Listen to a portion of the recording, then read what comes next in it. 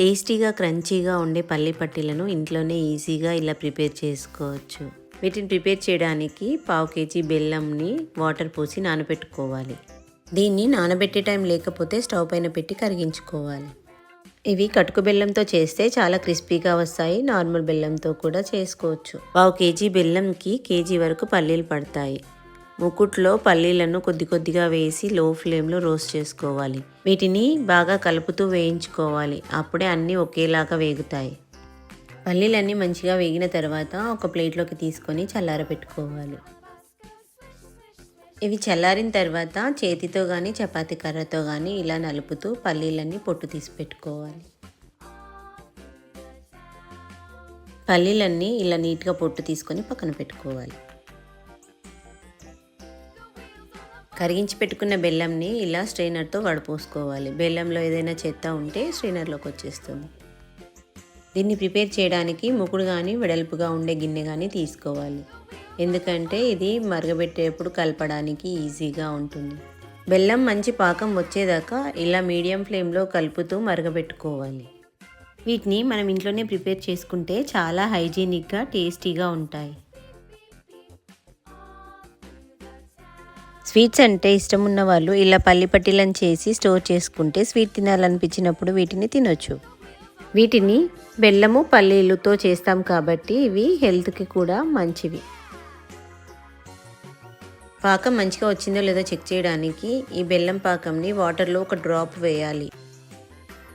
అది ఇలా చేతితో అంటే గట్టిగా బాల్ లాగా వచ్చి టక్కుమని సౌండ్ వస్తే అది మంచి పర్ఫెక్ట్ పాకం వచ్చినట్టు.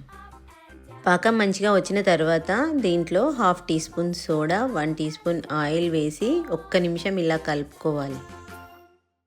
సోడా వేయడం వల్ల పల్లి చెక్కీలు క్రిస్పీగా వస్తాయి. స్టవ్ ఆఫ్ చేసుకొని పల్లీలను కొద్ది కొద్దిగా వేస్తూ ఇలా మంచిగా కలుపుకోవాలి. ఎక్కువ స్వీట్గా ఉండాలనుకుంటే పల్లీలను కొద్దిగా తక్కువ వేసుకోవచ్చు.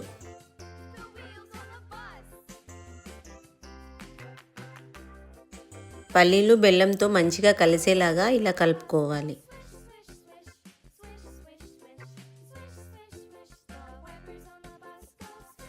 రొట్టెల పీట కానీ ప్లేట్ కానీ తీసుకొని దానికి ఆయిల్ అప్లై చేసుకొని కొద్దిగా పుట్నాల పొడిని చల్లుకోవాలి.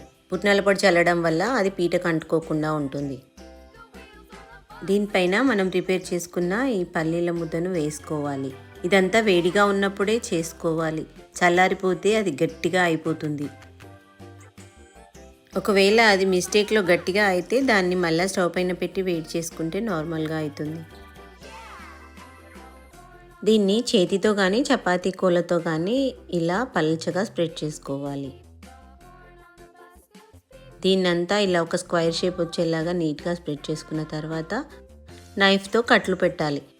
ఇది వేడిగా ఉన్నప్పుడే ఇలా కాట్లు పెట్టుకోవాలి. చల్లారిపోతే అది కట్ చేయడానికి చాలా కష్టమవుతుంది. ఇలా వేడిగా ఉన్నప్పుడే కట్ చేసుకొని వీటిని చల్లారిన తర్వాత పీసెస్ లాగా సపరేట్ చేసుకోవాలి. ఇలా ప్రిపేర్ చేసుకున్న పల్లి పట్టీలన్నింటినీ ఎయిర్టైట్ బాక్స్లో స్టోర్ చేసుకుంటే 20 days వరకు ఫ్రెష్గా ఉంటాయి. ఇవి సేమ్ షాప్లో దొరికే వాటిలాగానే క్రిస్పీగా ఉంటాయి. మీకు ఈ రెసిపీ నచ్చితే మీరు కూడా ట్రై చేసి ఎలా ఉందో కామెంట్స్లో చెప్పండి. నా ఛానల్ని ఫాలో అవ్వండి. ఇప్పటి వరకు సబ్స్క్రైబ్ చేసుకొని వాళ్ళు నా ఛానల్ని సబ్స్క్రైబ్ చేసుకోండి.